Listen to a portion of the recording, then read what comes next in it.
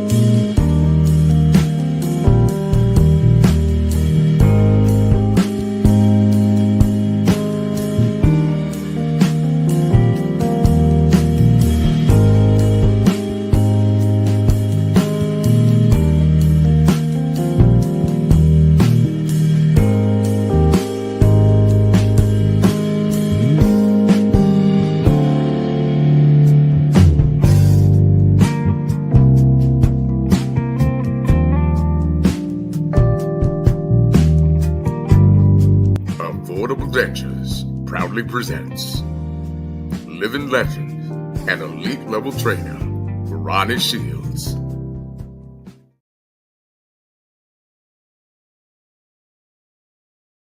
Happy Tuesday to all of you guys. JR, can you hear me okay? Yes, I can. Yes, I can. Oh, very good, guys, because right now I'm out on my patio and I'm thinking of going in because a typhoon just set in, apparently, and I'm getting blown like the wind.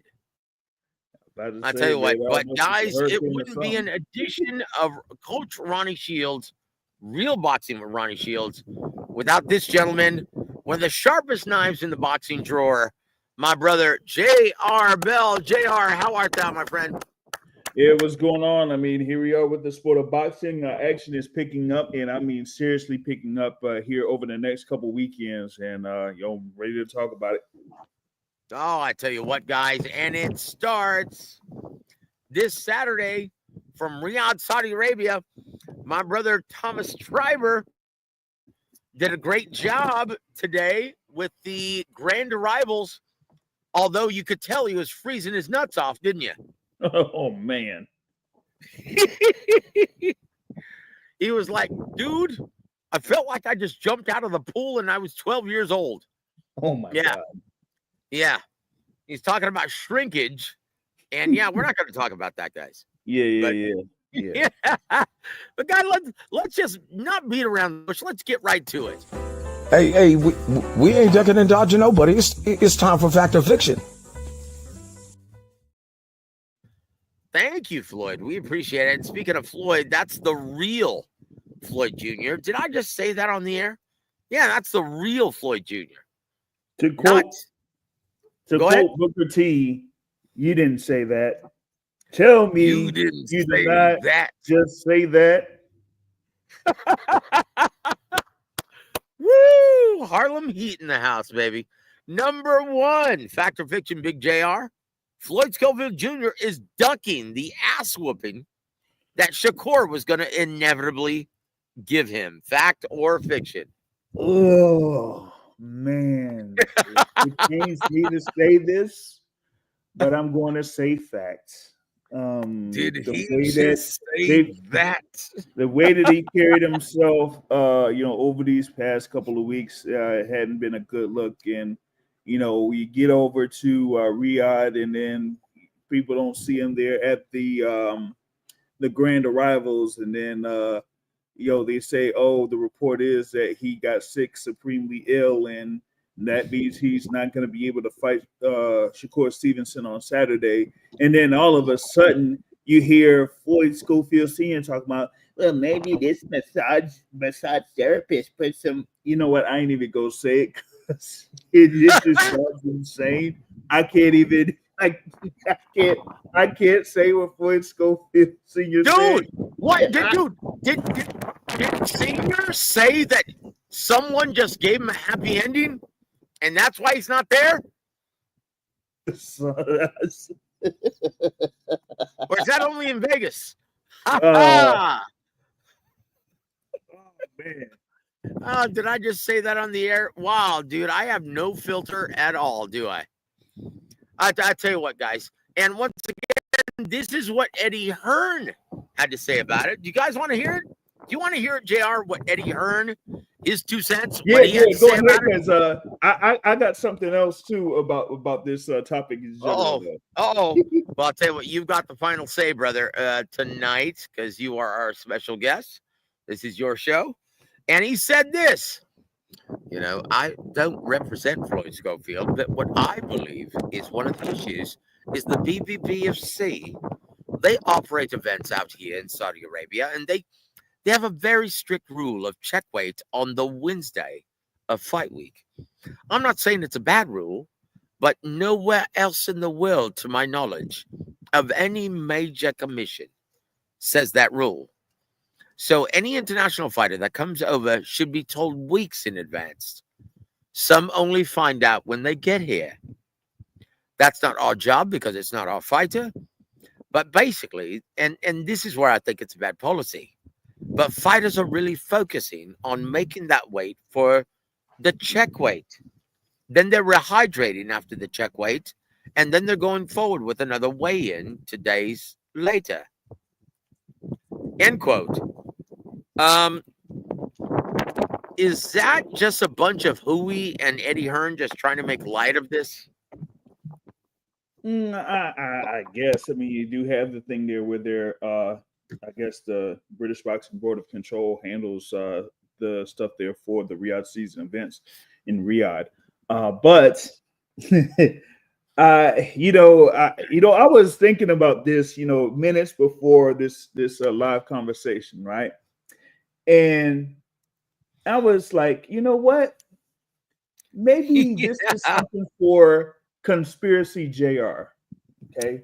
Wish I could, wish Dude, I you've had been hanging out with Matthew too long, brother. No. No. But I wish I had that thing there with the X-Files song, right?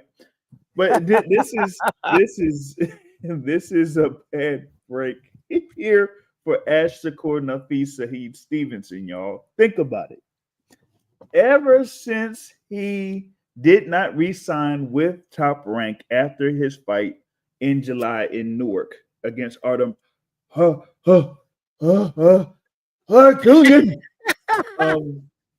Gesundheit. So check it out. So he doesn't renew the contract with Top Rank. He ends up signing with Matchroom Boxing. Okay. Yep. When that happened, there were like some reports floating around that one of his potential opponents could have been Mark Chamberlain. Yep. And what happens with Mark Chamberlain over at Wembley Stadium in last September? He ends up losing. Okay. Yep. So that's one part. Then you have it where they set up a fight between Shakur Stevenson and Joe Cordina. And what happens? Shakur Stevenson gets injured. Fast forward to now this week, where he's supposed to be having another fight. And now that ain't happening because of Floyd Schofield Jr. falling ill. If I'm William Zepeda, I'll stay clear from Shakur Stevenson. Yeah. Look, guys, this is so who he's going to end up fighting is 15-0 with only 4 knockouts, Josh Padley. That's who he's going to end up fighting. Do we even want to call it a fight? No, I don't want to discredit Josh Padley because these gallant warriors, they're, all credit to them. It takes a lot of courage to merely just get in the ring. To get in the gym. But yeah, even in the gym, just getting in the ring, just to spar. But let's just face it. There are levels to this. Josh Padley versus Shakur Stevenson. Really? Okay, now, once again, and the reason why I stated the real Floyd Jr. Now, I'm going to give you a bit of background noise, right, guys? I covered, and I was working with someone who was in Floyd's camp at the time. I was doing PR work for him, right? He's going to remain nameless, but you guys can figure it out. He told me that Floyd had the flu during fight week and was thinking about canceling the Cotto fight. And he went through with it. That's why it was one of the best fights that we have seen Floyd in on pay-per-view at 47. That's the difference, guys. So if he were really sick, right? And if he had the mentality of a prize fighter, which he does, I know Floyd, he would go through with this. He wouldn't get scratched from the card. He wouldn't make the trip all the way out to Riyadh season and just get scratched. Something tells me.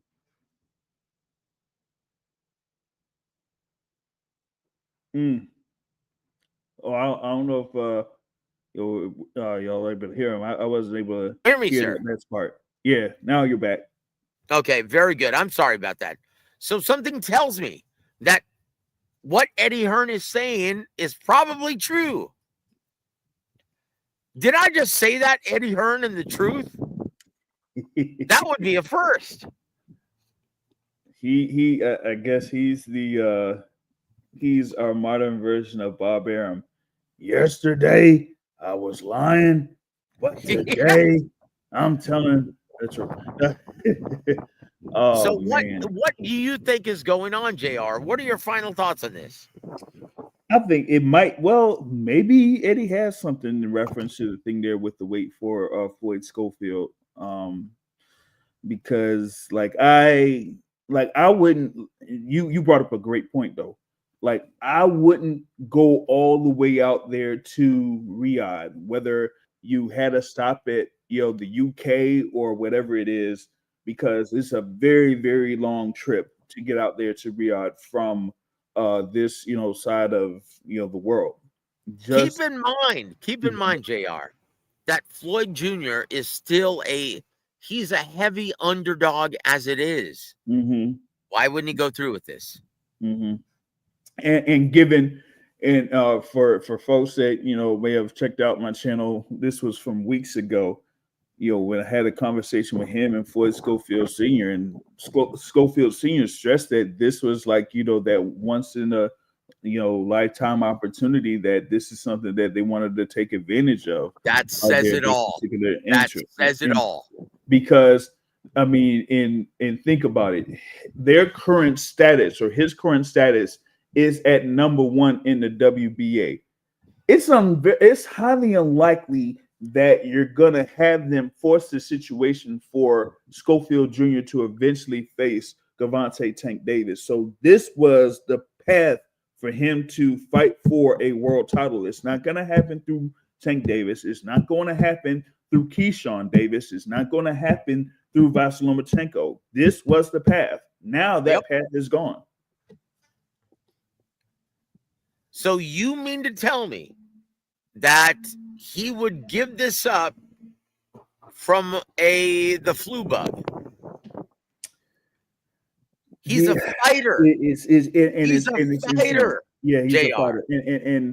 And given what one person kind of like says is that they may potentially have Schofield back in the mix on a card in April, on a Golden Boy card. And I'm like, well, even, but here's the thing too, right? It's not only that you get this great opportunity under Riyadh season with easily a career high payday, you're doing this while under Golden Boy Promotions. So one way or another, they're supposed to be slated to get a percentage of the money that you were going to get for this fight against Shakur Stevenson. Now that's gone. Yep. Imagine how Oscar De La Hoya, who's your boy? Eric Gomez? Yes, Eric Gomez. Imagine how they feel about this situation. Yeah.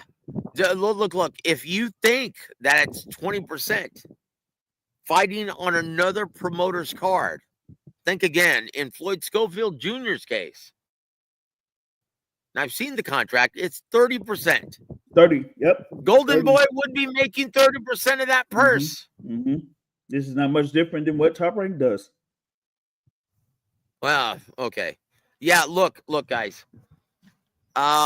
This tells me that Eddie Hearn, for once, is making some sense. He's incapable of making that weight any longer. He's going to have to move up to 40, and you're going to see it in his next fight. Am I wrong, JR? Am I missing something here? I mean, you may be seeing something there because you're more on the in the loop there with Floyd Jr. there for some time before they broke away from Coach Ronnie. Or are they having cold feet? Is he the runaway bride here? Ooh, I hope not. Oh, because dude, you could stick a fork in him if that's the case. Yeah. But dude, I mean, think about this. Is anyone going to want to work with him again after this?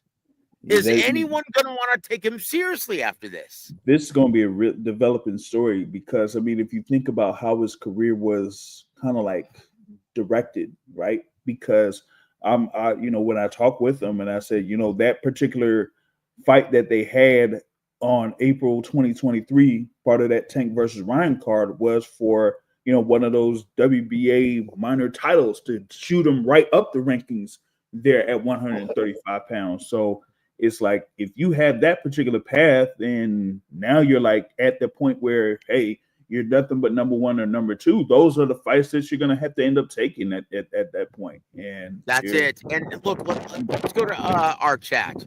My brother in Christ, Alberto. Good to see you, my friend. He says, you're right, Joe. Floyd was likely going to lose, but he would have gained invaluable experience. They would have been able to tell, hey, this is what you have to work on. Man. Because he's not going to get knocked out by Shakur. Listen. He may be pieced up, but he's not going to get knocked out. Man. It's not like Shakur was going to really punish him with any. It was just like the Canelo-Floyd Jr. fight. They knew Golden Boy, and once again, I was working with Golden Boy at the time. Yeah. And they're like, okay, we know you're not going to win. You're not ready for this fight, but we're going to allow it because we're going to know exactly what you need to work on from this point forward. And your level of attraction is not going to take a ding because you're not going to get knocked out. You're not going to get embarrassed. And with CJ Ross in the, at the apron, you're going to get one guy, or you're going to get one person who's going to. One person will support you. Yep, there it is. And so they're like, okay, we're going to allow it.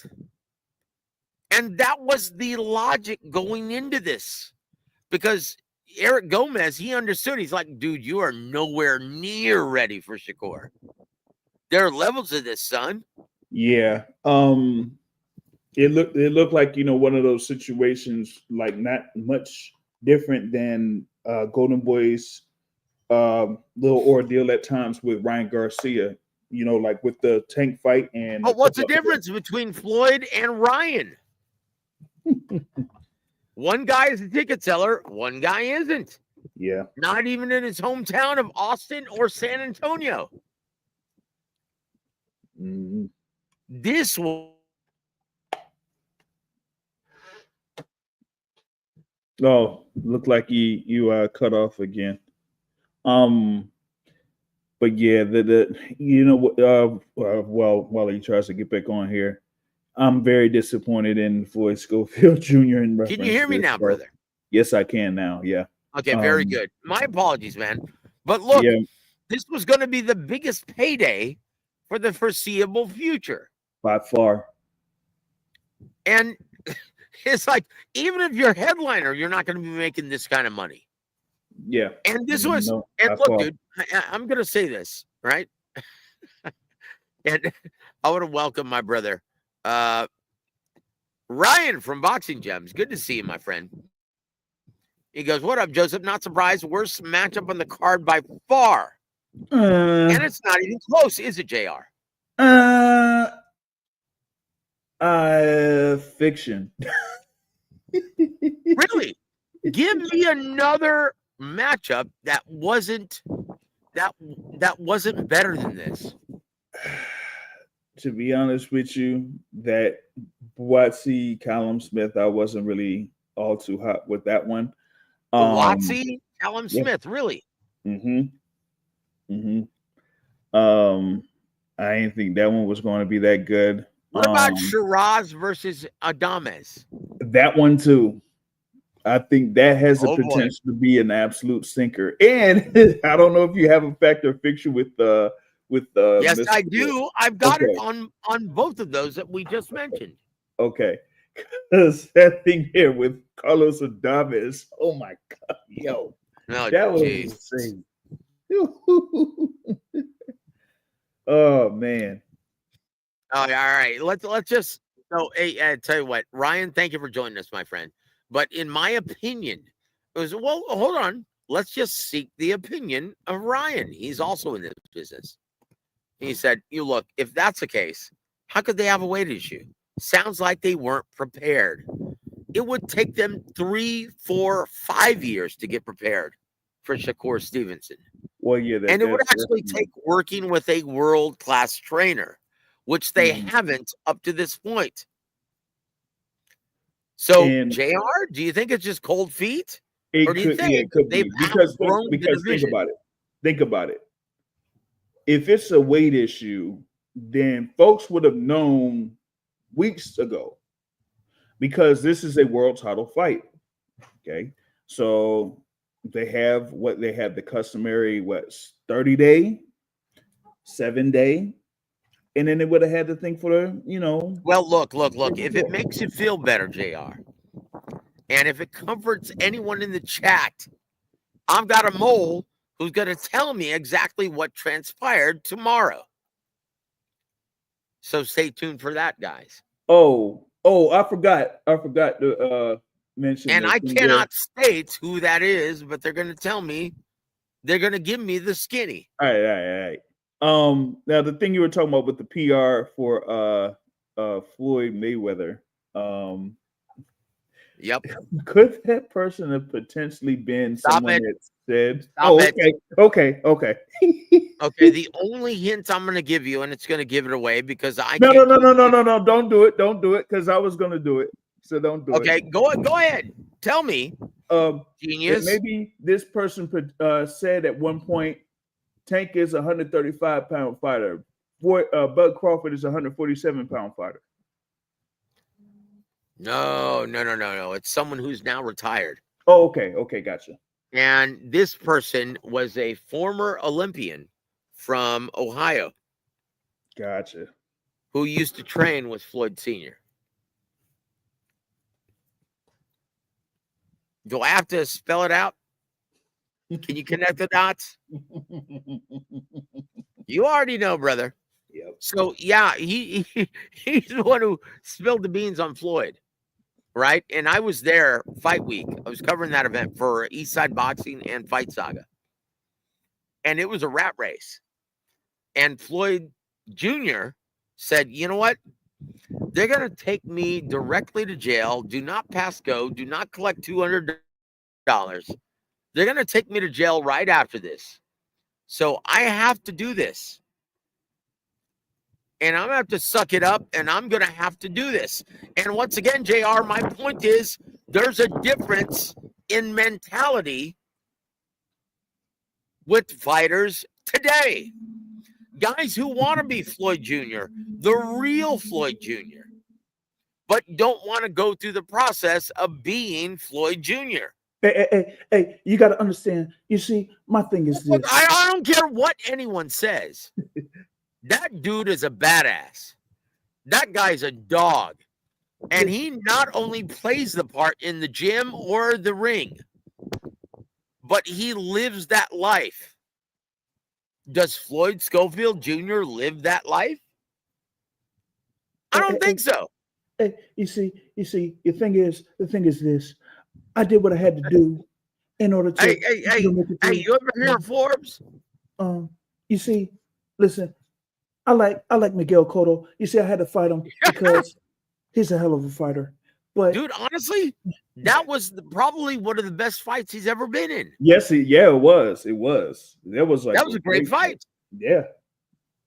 It was better than the one with Shane Mosley, and that was the one that I was looking forward to the most with Floyd Mayweather. But it was Cotto that gave him the much better fight. In my opinion, this is a lack of intestinal fortitude. This is a lack, dare I say it, a lack of gonads, JR. All right, in my opinion. That's my belief.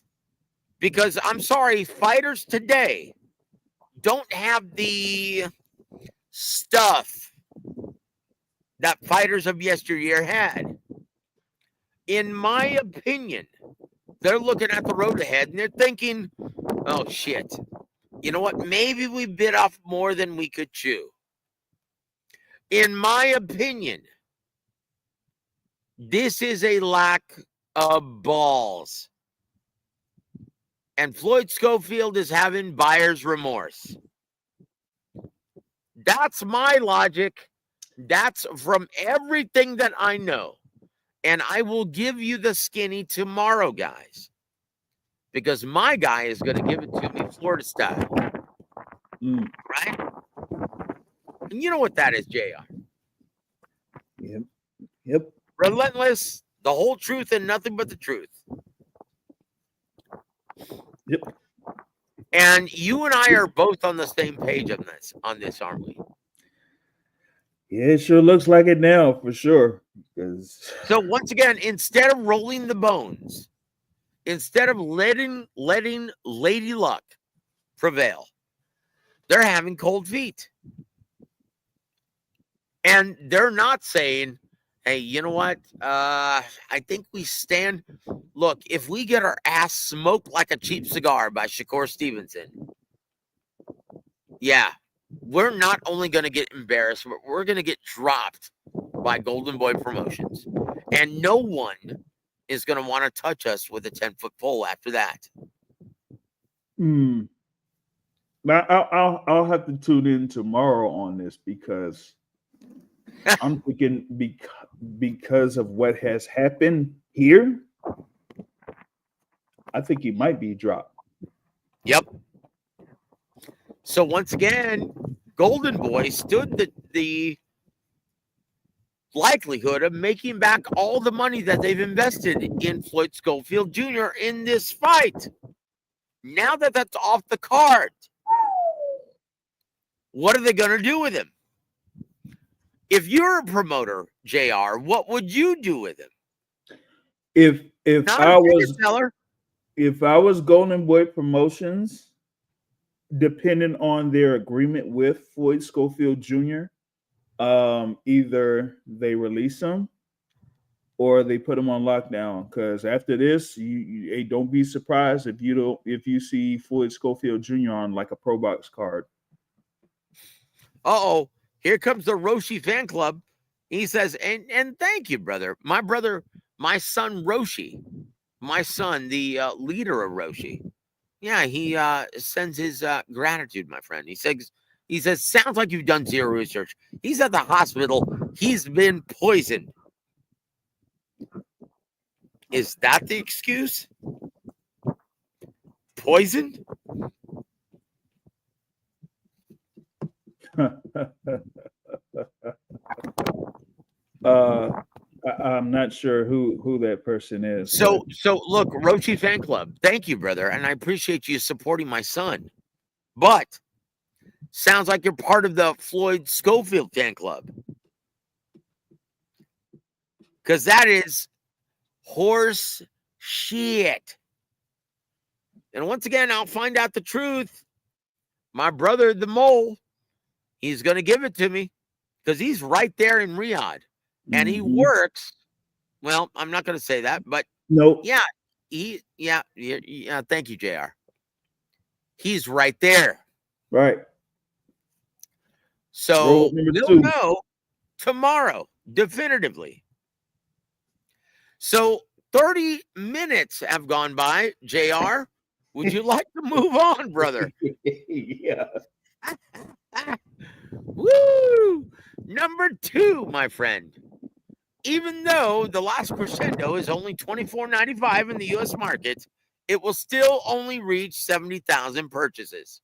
Fact or fiction? Fiction, 60K. Oh, shit. So your opinion of the diehard fans are lesser than mine. Yeah. Make no mistake about this, guys. Even though this is one of the greatest fight cards you will ever see in your lifetime, on paper, you still won't buy it. Even if it's the cost of a combo special at Five Guys. Five Guys. Yep. And Five Guys, that's right. You still won't purchase it. You'll still try to rationalize why you shouldn't financially support your beloved boxing. Well, I tell you what. All I have to say about that is get used to seeing all of your great fights overseas. And embrace Jake Paul because that's all you guys fucking deserve. Pardon my French. Did I say that clearly enough or did I stutter, JR? You said that clearly enough. Like I said, look, I'm going to quote Michael Shaw on this. Welcome to the show, sir. He says, pay the $25, you cheap bastards. Yes. Yes. And Alberto, he says, I think it will sadly not pass 70K, buys Joe. Sad but true. Yep. And it won't matter if they have the thing as far as like the first fight that they say is scheduled to be at 11:40 a.m. Eastern time, or the second to last bout that's scheduled to be at 6 p.m. or whatever it is Eastern time. You will not have enough support here in the U.S. market for it to reach 70,000 buys. So hey, guys, keep banging the drum because no one's listening. No one gives two shits about what you think any longer. Oh, this isn't a real fight. Jake Paul versus Canelo? Yeah, go run to Riyadh, Canelo.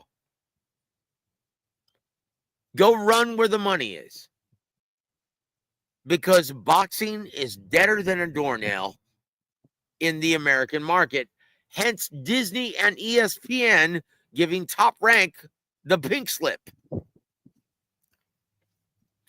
And guess what?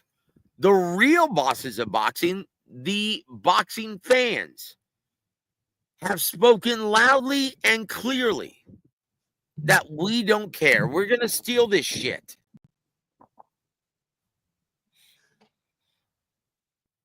That's on you guys. You had the opportunity to say, hey, you know what? We called for this fight, Benavidez versus Morrell.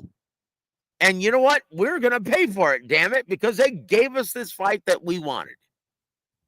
But you didn't. It did less than 70,000 purchases. And that's the real figure. And I know this for a fact. How do I know this, JR? Yeah. You know who to contact for those numbers.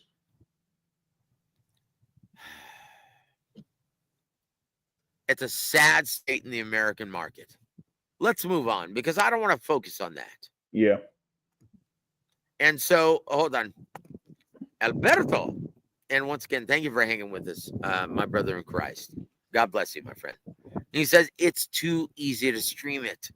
People figure out turkey's pockets are deep and they rationalize it'll be there by won't matter.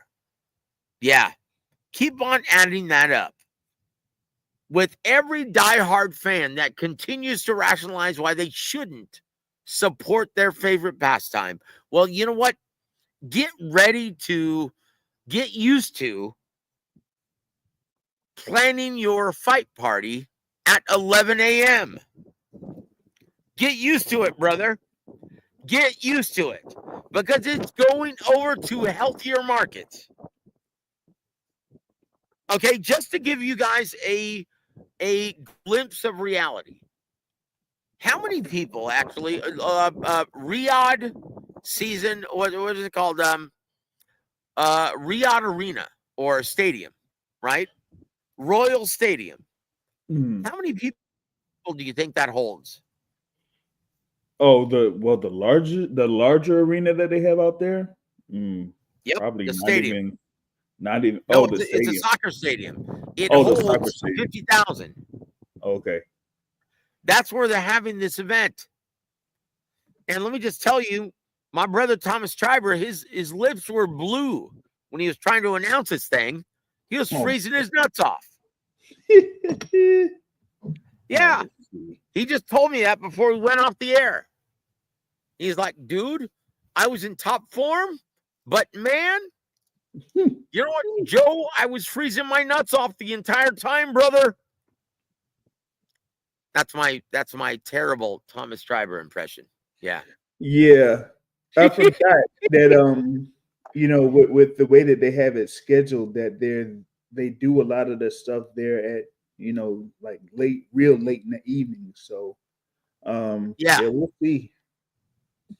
Look, over there, guys, it's a 9-10 hour difference, depending on your time zone. Okay? And they're already starting the main event at 2:00 their time to try and get people to purchase this. And what they don't realize is that the $25 price point isn't going to matter, because most of these diehard fans have already decided, hey, you know what? Why would I even pay $10 when I can stream it for free in HD for nothing? So if you're sore about events going overseas, you only have yourselves to blame. And that's the reality of this. So let's move on, my friend. Number 3, fact or fiction, my brother. Beterbiev will get outpointed this weekend in Saudi Arabia, forcing a rubber match later this year with Dmitry Bivol, leaving David Benavidez, who is in attendance, once again out in the cold. Fact or fiction? Fiction. Wow. Dmitry Bivol Keep will going. Well, hold on, JR. Okay. Veda is calling me. I have to take a test right now, so please keep going. Come on. Oh gosh, man. But Bivol's chance to defeat Beterbiev was last year. And his strategic, I guess, his plan there for that last fight. I think he gave the best that he could give there against Beterbiev, and I don't think that he has enough to really phase Beterbiev or Beterbiev. And in this rematch, Beterbiev is going to walk through a number of these punches from Dmitry Bivol. I don't think the movement is going to be enough for Bivol over the course of 12 rounds. And he's going to get beat, and he's going to eventually get stopped. Beterbiev is going to win. And, hey, if we get Beterbiev versus Benavidez, that is going to be a fight. That's going to be the gift that keeps on giving. And I'll tell you this, there's a reason why Jose Sr. already came out publicly and stated, well, you know what? We hope that Bivol actually wins, because that's a much better style matchup for us. Why don't they like the style matchup with Arthur? James? What? What?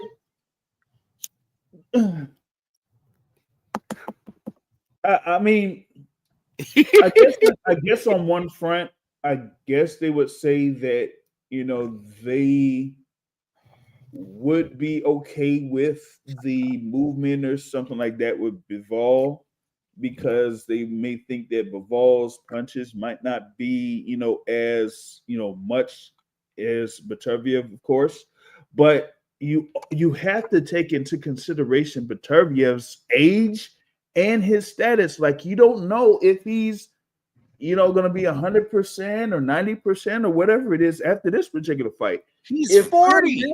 Yeah, he's 40. He's 40. Come after me. I'm a man. I'm 40. Oh, wait. Whoa, that's the wrong foot. Did you just say that?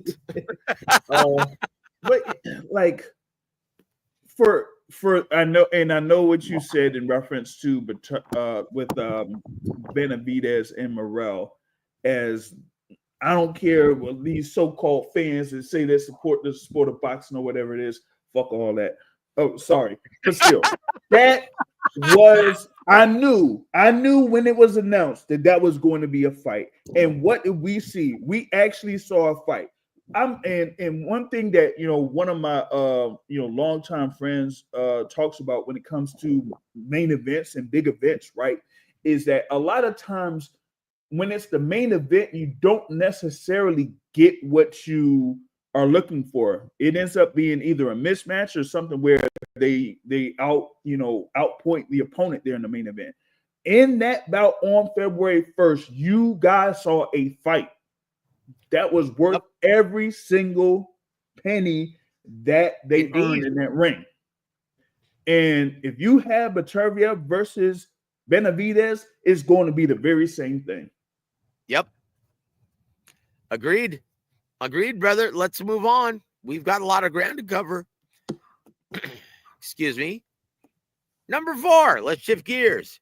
Crawford's added weight will be a detriment in his fight against Canelo later this year. Fact or fiction, JR? I say it's a fact. Yes, I did see him out there in New York City on Friday. I didn't really see like as far as like how he was like moving and that type of stuff on that particular instance. But to show that you're around like 186 or something like that at this point, yeah, I don't know.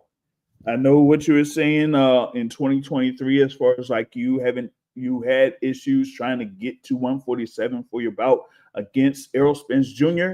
I'm not sure like what you had to do for the fight against Islam Madrimov in August of last year, but to like get up there and wait, I'm not all too sure how that's going to work out for you in a bout against Canelo Alvarez, where I feel like your timely movement would be key against Canelo. Like, I don't think you would want to bulk up against Canelo Alvarez unless if you're absolutely sure that you could move comfortably under that weight.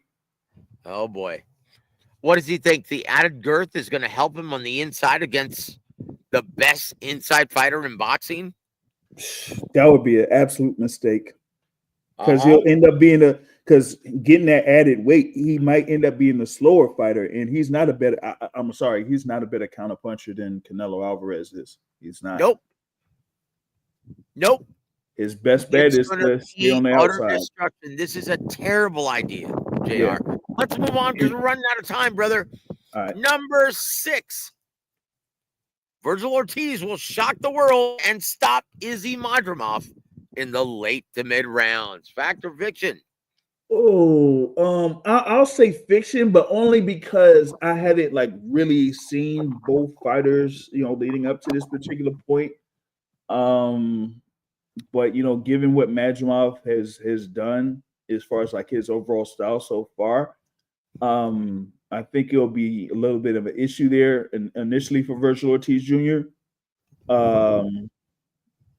And according to like some, they're staying away from this particular fight as far as like picking a winner. And I think that's mainly because of Virgil Ortiz's last fight. No, because they're panochas and they don't know what they're looking at in the ring. Come on now. Be bold, JR. Say it, brother. Hey, like I said, I'm still unknown. I'm telling you. Well, I tell you what, our sexy bet is going to come out after the weigh-in.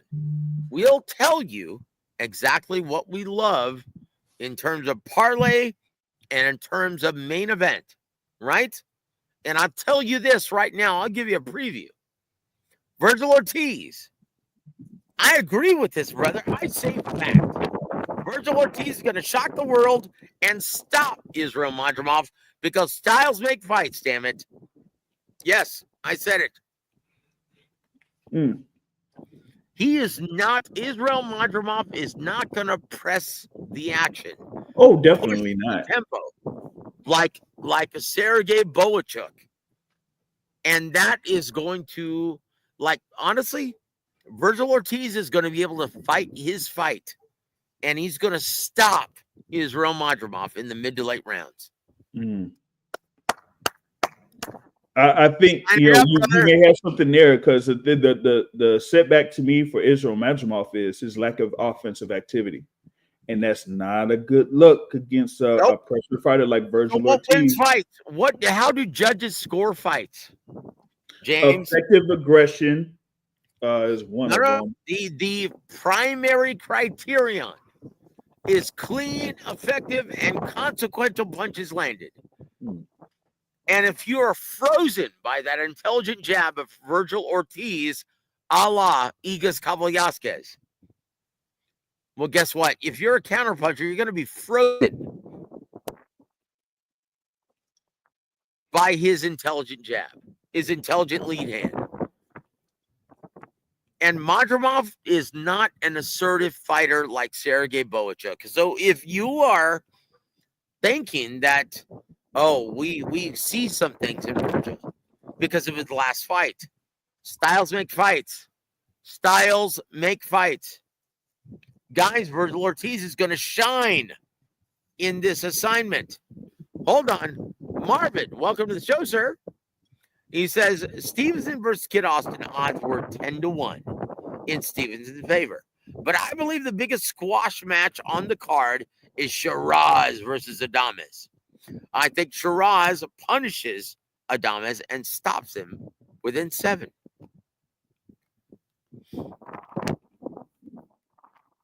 We're going to get to that. But let's stay on point. In my opinion, Virgil Ortiz looks like a fucking stud in this fight and does what Crawford can't because styles make fights.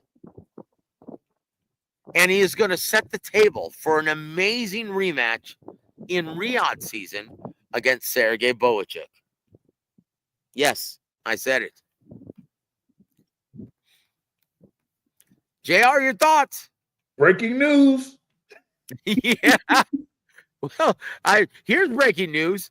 Number 5, fact or fiction, brother. Keyshawn Davis versus Gervonta Davis will happen in Riyadh, Saudi Arabia during the final quarter of 2025. Fiction. Fact or fiction? Fiction. Well, then you know what? Tank Davis might as well just retire now.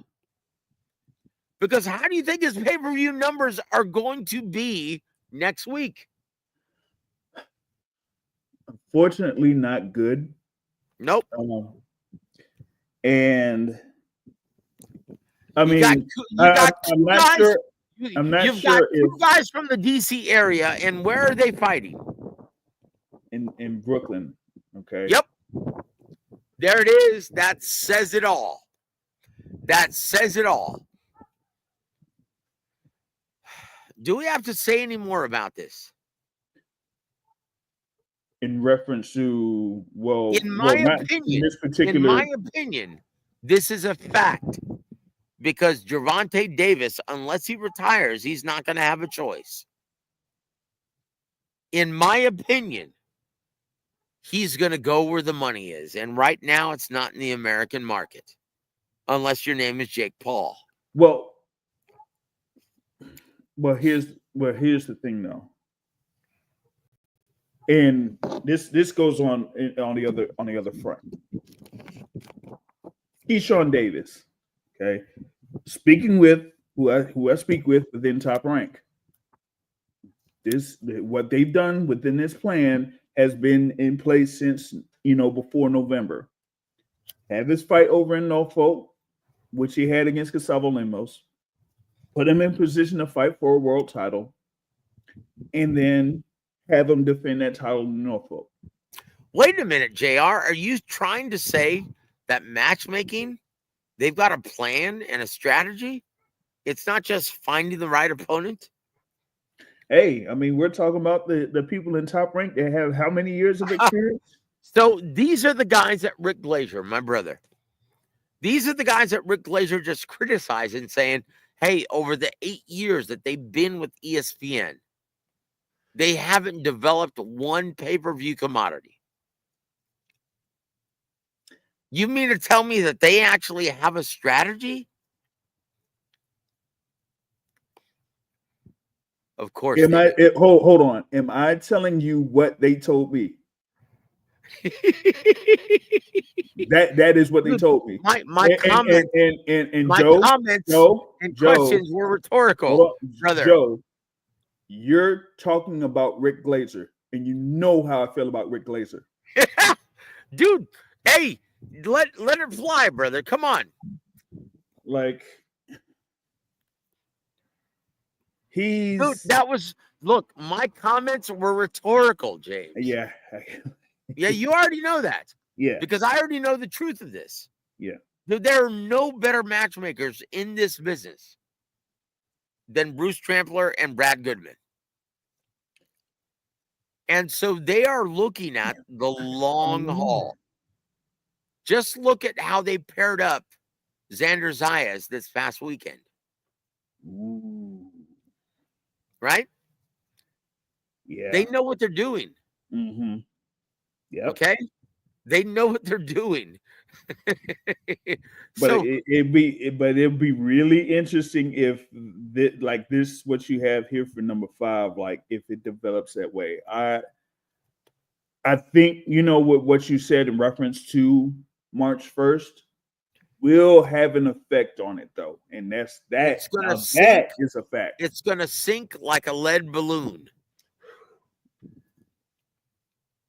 So there it is. Number 7, Big James. We only have about 5 minutes left. No. So let's just fly through these, right? Daniel Dubois will get outpointed by way of another underwhelming performance by Joseph Parker. Fact or fiction? Ooh. Yeah, I know. That's a tough one, isn't it? It is. It is. Oh, man. My pick has it to where this is fiction because of Daniel Dubois' string of victories and what he's been able to do in the heavyweight division. The only one, the other person that has had like that type of success at the heavyweight division is also part of that card, and I get Cabello. So I'm picking Daniel Dubois, and I'm picking him for a TKO win.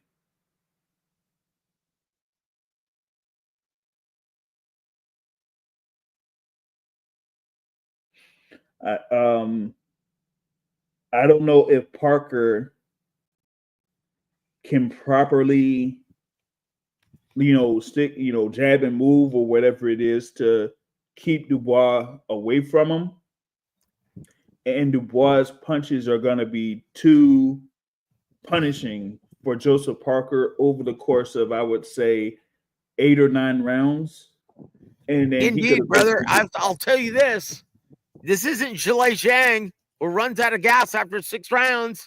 Mm-hmm. This isn't a shot Deontay Wilder. Mm-hmm. Brother, he's going to get it. He's going to get KTFO'd. I can tell you that. Let's move on. Number 8. Callum Smith will shock most diehard fans and stop Joshua Buatsi by way of left hook. Wow. Wow. Now that one, I need the answer from you on that one. Wow. Dude, these are just fact or fiction. It's that I don't believe this. This is just to bring up the topic. Come on now, tell me how you feel. Oh man, shock the world. Oh, Because I'd most say, diehard fans, even from Britain, think that Callum Smith is he's a bridesmaid. So yeah, you being in this business, what is a bridesmaid in the business of boxing, James? just right there on the cusp of about to get a world title, but can't necessarily get there or be able to beat the elites of the elites. That is Callum Smith there in a sense, and him going here up against Joshua W.A.W. This is going to be really interesting bout, and I think it's going to be okay there for the first 3 or 4 rounds, but then he'll eventually fade. Okay, brother, moving on to number 9, fact or fiction. Ajit Kabayel will do the unthinkable and stop the Big Bang Zhang. Dang. Fact or fiction? Dang, I'm gonna say a fact. It's gonna last longer than 6 rounds, and then he'll outwork him just like he outworked the number of the previous opponents that he had. What was it? Arslanbek Makhmudov was one of them. He was able to outwork, but he did that like very early in that fight. And then he had the bout there against Frank Sanchez where he eventually, outworked him. So this could be around 7 or 8 where he could do that for Zhang. And Zhang will, be very tired, extremely tired. And you know what? It was funny too, because in the grand arrivals when they were talking with Zhang, they were saying about him if he was going to last longer than round 6, and it was almost like they even knew. He actually said that. Holy shit! Yeah, man, it was. Well, I'll tell you what. Let's move on to number 10. This is going to be our last fact or fiction, brother. Shiraz, fact or fiction, is going to smash Carlos Adames. Fact or fiction? I say it's a fact. I say it's a fact. This is what they built him up for this particular point in the middleweight division. So this is where he's going to show up and show out and just overwhelm Carlos Adames, and it's going to be I'd say around like round 6 or 7 stoppage for Hamza Shiraz. And there it is. Big ups to Lance Meyer. Welcome to the show, sir. Thank you for supporting Big R on the show. And Toby Bartlett, welcome to the show, sir. And he's going to be purchasing this pay-per-view. I know it. I can feel it. And there it is. And I tell you what, JR, you're parting shots because I'm getting cold, brother. It's going to drop down to 26 in my neck of the woods. Oh, man. So there it is. Hopefully people are excited for this marathon of the fight card that will be happening there at Riyadh Season there February 22nd. I'm looking forward to it. Just tune in for that, and y'all just check out World Week Boxing here, and of course I have a lot of content on the Boxing Source, whether it's the YouTube channel or the website. So stay on the lookout, because there's a lot of content coming here from my channel, man. It's gonna be crazy. And there it is, guys. And we want to thank JR Bell for being so kind and being on here. But I will say this: tune in tomorrow, guys, because I will have the anonymous skinny, on what really transpired with Floyd Schofield Jr. Guys, but if you think that he's Floyd Jr., the real Floyd Jr., think again. Guys, no. You got to understand. You see, there's only one Floyd Jr. There's only one TBE. Yes, there's only one Floyd Jr., and that's why he's Floyd Jr. And you see, Schofield, grow some balls, brother. Listen. Jump in the ring. Listen, you're never going to get this again. listen, my thing is this. You had this opportunity, you're going against my guy, Shakur Stevenson, but you see, this is your time to fight for a world title, and you're giving it all away. My bad. That's it. That's it. He's making Frank Martin look like Roberto Duran. Come on. Dude. Grow some balls. Get in the ring. Take your ass whooping like a man. You talk so much shit, and for you to bow out because of a cold or the flu, kiss my ass. You will never get this opportunity again, and I can guarantee it. Guaranteed. Guys, that's going to just about do it. We want to thank you for joining us, and we want to thank Big J.R. Bell for being here, brother. And I tell you what, guys, tune in tomorrow. We're going to come. We're going to be here with Adam Lopez lunchtime tomorrow, right? And I'll give you the skinny on what transpired. I'm going to hear from my guy at 6 a.m. this morning, right?